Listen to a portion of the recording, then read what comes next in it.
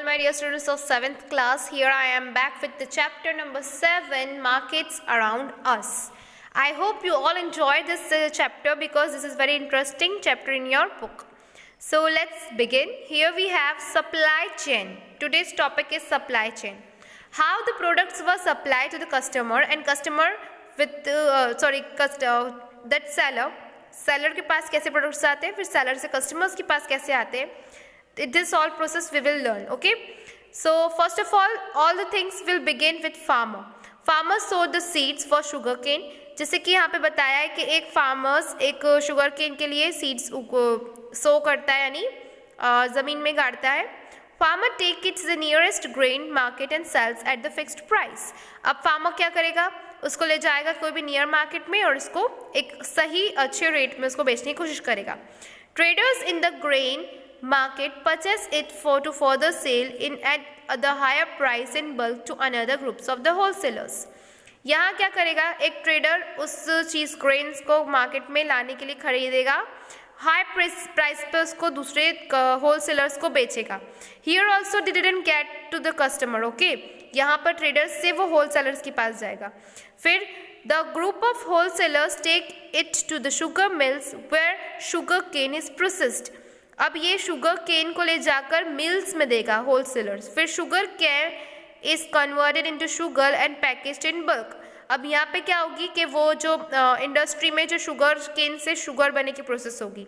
The wholesalers now sell the packaged sugar to the big and small shopkeepers at much higher price.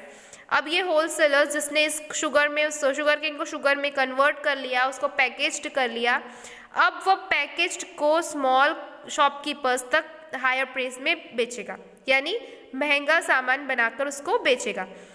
Shopkeepers और retailers make smaller packets of sugar and put price tags. अब ये shopkeepers के पास गए, जो आप मान लो कोई भी एक शॉपकीपर हो गया जो थोक की दुकान रखता है, तो वो क्या करेगा, इसको अपने अंडर कर लेगा गोदाम में, और गोदाम में से इसका जो पैकेट्स है उसको भी और सर्वल पार्ट्स में डिवाइड करेगा और उसमें अपनी एक प्राइस टैग लगाएगा, क्योंकि जिस प्राइस टैग पे इन लोगों ने इसको दिया अगर वो देख लेंगे लोग तो वो उसको पैसे देने वाले हैं नहीं एक्स्ट्रा. तो वो क्या करेगा, और छोटे छोटे उसको पैकेट्स बनाएगा और उसमें अपने प्राइस टैग्स लगाएगा जिसमें इसका शॉपकीपर का फ़ायदा हो. फिर the customer buy the sugar at much higher price. अब देखो फिर वो कस्टमर क्या होगा, उसको उतनी प्राइस में महंगी इतनी शुगर मिलेगी. Then it is use to prepare your favourite sweets. फिर उसके बाद आपके घर पे आ जाती है, कस्टमर आप ही लोग हो तो आपके घरों में आती है और वो शुगर का आप इस्तेमाल करते हो स्वीट्स बनाने में या कुछ भी बनाने में. सो ये थी आपकी एक long above process. Who all are involved in the above process? You have to tell me that how many people are involved in this whole process. You don't have to be worried. This is our topic. Because आप लोगों ने अगर अभी recent का example दें तो अभी आपको फार्मर्स प्रोटेस्टिंग के बारे में सुना होगा. There was some problem between a government and that farmers. That problem, I will not tell you what the exact problem because you already heard about it. Okay.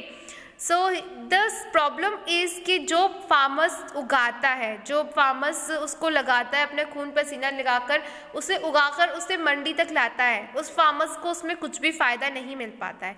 Because उसने क्या किया, उसने grains को उगाया, अपनी मेहनत दिया और वो जाकर फिर उसको दे देता है फार्मर्स फिक्स्ड प्राइस में ट्रेडर्स को. जो ट्रेडर्स है वो उसको फिर अपने हिसाब से उसका प्राइस टैग बढ़ाते हैं. लेकिन अगर फार्मर्स ही यहाँ पर इतना महंगा देने लगे कि ट्रेडर्स वहाँ पे परचेस ही ना कर पाए तो हो गई मार्केटिंग. तो फिर इसलिए यहाँ पे फार्मर्स का फ़ायदा नहीं हो पाता है, जहाँ पर पूरी प्रोसेस में बीच के जो इतने सारे कम्युनिकेटर्स हैं, जो मीडिएटर्स हैं हमारे तक पहुँचाने वाले, ये पूरे क्या थे, मीडिएटर्स तो थे.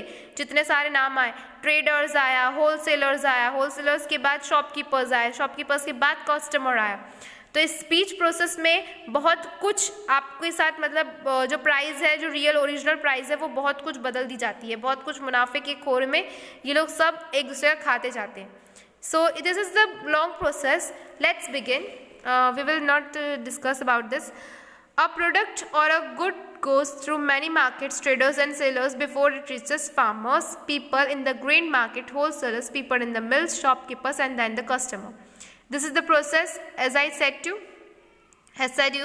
अ wholesaler is a person who buy goods in the bulk gradually sell them. ये आपको पूरा यही समझा रहा है कि सप्लाई चेन कैसे जा रही है, वन से अनदर मार्केट, अनदर से मार्केट से फिर शॉप के पास से फिर customer. This is the whole the process.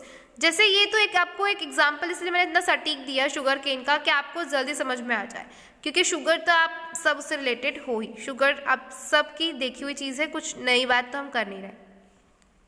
Thus at each stage a value is added at the cost of the product, और जो उस प्रोडक्ट की मैन्युफैक्चरिंग थी उससे ज़्यादा उसके वो सप्लाइंग में उसके पैसे जाते हैं। क्यों? क्योंकि वो इतने सारे हाथों से होकर अपने तक पहुंचती है। Students, so we are on that. अब यहाँ पर आपको यहाँ तो ओरिजिनल प्राइस से जो हायर प्राइस तक की कैसी प्रोसेस बनती है ये समझाया। अब इसके पीछे क्या हम इनइक्वालिटीज इन सप्लाई चेन बताते हैं। इनइक्वालिटी कहाँ होती है इस चेन में? जैसे मैंने आपको समझाया कि सप्लाई चेन बहुत ज़्यादा लोगों को मतलब बहुत ज़्यादा रोज़गार देने में भी काम आती है, क्योंकि इतने सारे लोग इसमें इन्वॉल्व है तो ऑब्वियसली सबकी कमाई हो रही है। बट यहाँ पर जो सबसे ज़्यादा लॉस होता है वो एक फार्मर को होता है। फार्मर बेचारा इतना सारा कुछ कर हार्डली ही कोई फार्मर है जो इसमें प्रॉफिट कमा सकता है। ज़्यादा फार्मर्स जो रहते हैं वो क्योंकि देखो फार्मर पूरी तरह से डिपेंड है अपनी जो फसल को बेचने में मिडल मैन और रिटेलर्स में। अगर मिडल मैन और रिटेलर्स उसकी क्रॉप्स को नहीं खरीदेंगे तो वो बेचारा करेगा क्या? तो जितने रेट में ये दोनों खरीदते हैं वो उतने रेट पे देने के लिए तैयार हो जाता है। फिर उसके बाद इन लोगों की कारीगरी शुरू हो जाती है। ये लोग अपने पैसे उसमें जोड़ते हैं और उसको आगे बढ़ाते हैं, और पैसे जुड़ते जाते हैं और आगे बढ़ाते जाते हैं, तो हमारे तक तो बहुत ही ज़्यादा हाई रेट में वो पहुँचती है। और इसमें ना ही सिर्फ फार्मर्स का लॉस हो रहा है, इसमें फार्मर्स के साथ बहुत सारे लोग हैं जो इस स्टेज में जुड़े हुए रहते हैं, जिसका नाम अपन को नहीं पता। जैसे कि जो सीड को उगाने के लिए जो मदद करने के लिए जो मजदूर फार्मर रखता है, जो कटिंग के लिए हार्वेस्टिंग के लिए जो वो रखते हैं वो सारे, और जो इक्विपमेंट्स है जो उनकी नीड है फार्मर की, फर्टाइल्स इक्विपमेंट, ये तक वो लोगों को रीगेन नहीं हो पाता। यानी जब फार्मर एक बार फसल को उगा कर बेच देता है तो उसको इतना पैसा उसको जो उसकी प्रॉफिट है इतनी नहीं होती है कि वो वापस से उसको इक्विपमेंट लगाकर कर सके काम। तो एटलीस्ट फार्मर्स को उतना तो होना चाहिए, जितना वो मेहनत कर रहा है उतना तो उसको गेन होना चाहिए। तो ये वाली चीज़ है। फिर wholesalers may have people who work in their storage और फैक्ट, और होलसेलर्स के साथ भी ऐसा होता है कि वो जो वहाँ पर काम कर रहे हैं उन लोगों को बहुत ज़्यादा कम, लेबरर्स को बहुत कम पे करते हैं ये लोग ज़्यादा से ज़्यादा प्रॉफिट अपने पास रखना चाहते हैं। होलसेलर्स हो गए, शॉपकीपर्स हो गए। इस कारण यहाँ पर जो बीच बीच में जो छोटे ओहदे पर लोग हैं उनको कुछ भी यहाँ पर नहीं मिल पाता है। तो जो every level is dependent on the next level to great extent, and that is why at every level the cost is added at the original और basic product। हर एक लेवल जो है एक दूसरे पे डिपेंडेंट है, ठीक है। तो इसलिए अब जब कॉस्ट यहाँ पर अगर बढ़ा है, जब मानो कि अगर शुगर केन कम हुई है, ठीक है, शुगर केन अगर प्रोडक्शन ही कम हुआ है तो शुगर केन क्या होगी, मार्केट में बहुत ज़्यादा वो हो जाएगी, लुप्त हो जाएगी टाइप की। तो वो उसको खरीदने के लिए कटौती हो जाएगी शुगर केन की, तो उसको हाई रेटेड पे सब लोग खरीदने किसके पास आएंगे, फार्मर पे पास आएंगे। अगर यहीं से वो हाई पे बिक रही है तो उसका कॉस्ट प्राइस जब वो शॉपकीपर्स होलसेलर्स के पास जाएगी तो होलसेलर्स फिर उसका प्राइस और ऐड कर देगा। फिर उसके बाद वो जाएगी वो होलसेलर्स के बाद शॉपकीपर्स पे, तो शॉपकीपर्स और ज़्यादा ऐड करेगा। तो इससे क्या होगा, प्राइस बढ़ जाता है उस चीज़ का। इसलिए आपको सुनना मिलेगा होगा कि किसी फसल अगर बिगड़ जाती है, ख़राब हो जाती है तो फिर वो चीज़ बहुत महंगी हो जाती है। तो ये ऐसे महंगाई अपनी बढ़ती है। सो यहाँ पर आपको ये इनइक्वालिटी समझ में आ गई सप्लाई में। यहाँ पे और एक दी हुई है कि the government has been working to make sure that the farmers और the factory labourers get paid at least at a minimum wages. अब गवर्नमेंट यहाँ पर हर एक प्रावधान कर रही है, वो चाह रही है कि लोगों तक जो फार्मर्स है, जो लेबर्स है, उनको एटलीस्ट मिनिमम वेजेस तो मिले, मतलब उनकी पर डे इनकम तो कुछ हो, ताकि वो आगे जाके इसका और केयर कर सके और ज़्यादा फसल उगा सके। क्योंकि ये नहीं उगाएंगे तो हम क्या खाएंगे, ये तो सोचो। It is further taken care of by keeping a record of how the factory owners and managers are balancing it। और इन्हें ये भी एक रिकॉर्ड बनाना चाहिए गवर्नमेंट को कि देखो ये सब तो मैंने आपको प्रॉब्लम्स बताई। अब सॉल्यूशन क्या है, सॉल्यूशन इज कि गवर्नमेंट प्रोवाइड मिनिमम वेजेस, कि इतना वेजेस तो आपको देना ही पड़ेगा मजदूरों को भी और फार्मर्स को भी। ये एक मिनिमम वेज अगर सरकार बना देगी, जो अभी आज के टाइम पे एमएसपी के लिए जो आपको लड़ाई हो रही है फार्मर्स प्रोटेस्टिंग में, ये वही चीज़ है कि इतना अगर बोल दे गवर्नमेंट कि अगर कोई कुछ नहीं खरीदेगा, आपका कुछ नहीं खरीदेगा, तो हम इतने प्राइस में 16 रुपये किलो हो गया, ऐसे हम तो खरीदेंगे। एक मिनिमम वेजेस बना दो कि इससे ज़्यादा कम कोई उनको ना गिरा सके, ये चीज़। और फिर नेक्स्ट क्या है कि अगर वो सारों की रिकॉर्ड रखे, किसकी, जितने भी मैनेजर्स हैं, ओनर्स हैं, उन सब की, कि वो लोग क्या क्या करते हैं, कितने पैसे उनको प्रोवाइड होते हैं और कितना वो डिस्ट्रीब्यूट करते हैं लेबर्स को, इन सब का एक खाता बना ले, तो ये इजी हो जाएगा काम। और फार्मर्स को एक्सप्लॉइट करना बंद करें, इस चेन को तोड़ना होगा हमें, क्योंकि फार्मर्स अगर एक्सप्लॉइट हो रहे हैं तो कहीं ना कहीं हमारा देश एक्सप्लॉइट हो रहा है, ठीक है।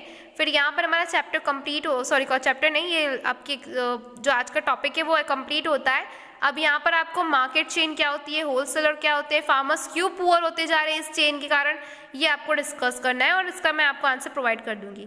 यहाँ पे आपको कुछ मेथड सजेस्ट करनी है कि गवर्नमेंट क्या कर सकता है जिससे ये फूड चेन जो है सही बने, जो सप्लाई चेन है वो सही हो काम, तो आप इसमें अपने सजेशंस डाल सकते हो। मिलते हैं नेक्स्ट क्लास में। Goodbye my all students, I hope you enjoy this session.